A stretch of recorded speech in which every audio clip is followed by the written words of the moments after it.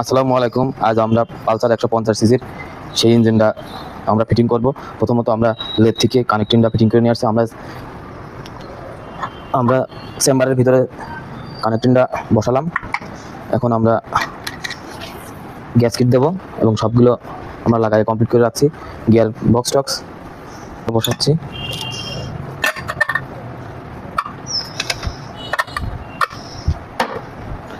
চেম্বারটা অনায়াসেই বসে গেল, কোনো ঝামেলা করতে হতো না। আমরা ক্লাস সাইডের এই 10 নম্বর নাটটা ভালোভাবে টাইট দিয়ে নেব। আমরা মেন পার্টের নাট ফাইনাল টাইট দিয়ে দিচ্ছি। নাটগুলো সুন্দর করে আপনারা মাপ মতো টাইট দেবেন, যাতে নাটগুলো কাটে না যায় বা সিজ না করে। সাধারণত সবাই এমন টাইট দেওয়া দেয় যে নাটগুলো সিজ করে। পরবর্তীতে আমি খুলতে গেলে নাট ফাইনালি লাগাই দিলাম। কিকার কমপ্লিট লাগানো। কিকারের উপরে আমরা একটা প্রিমিয়াম থাকে, প্রিমিয়ামটা বসাবো এবং এখানে একটা ক্লামটা আমরা সুন্দরভাবে লাগাই দেব, যাতে প্রিমিয়ামটা ধরে রাখে।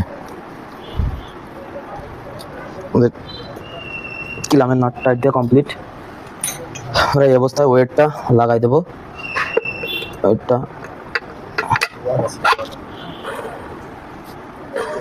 ওয়েটটা আমরা লাগাই দিলাম। ক্লামটাও আপনারা ভালোভাবে লাগাবেন। সুন্দর করে ক্লামের নাটটা ভালোভাবে এই ঘাটে ফেলাই, এই বিয়ারিংয়ের ঘাটটায় ফাইন করে ফেলাবেন। ফেলানোর পরে নাটটা টাইট দেবেন। ওকে, আমাদের ওয়েটের নাটটা টাইট দেওয়া কমপ্লিট। শ্যাফটটা নতুন দেবো, গিয়ার শ্যাফটটা বাজাজের অরিজিনাল গিয়ার শ্যাফট। এটা আমাদের এই পল নষ্ট হয়ে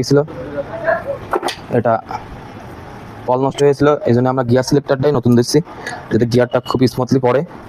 এই কারণের জন্য আমরা নতুন দেব এবং সুন্দর একদম 100% হয়েছে। এই লকটা ভালোভাবে বসাই দিবেন। লাগানো হয়ে গেছে। আমরা টাইমিং চেনটা ঢুকাই নেব, যাতে আমাদের কাজটা সুবিধা হয়। এই কারণে টাইমিং চেনটা আগে আমরা ঢুকাই নেব, যাতে কোনো ঝামেলা না হয়।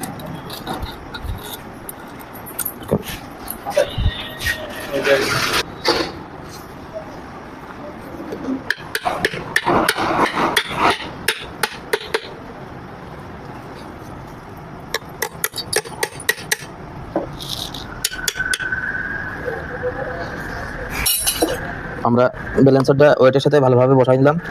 এখন আমরা কিকারের স্প্রিং এবং ম্যাগনেটের প্রিমিয়াম দিয়ে টোটালভাবে বসাবো, কিন্তু তার আগে মোবিল ফিল্টারের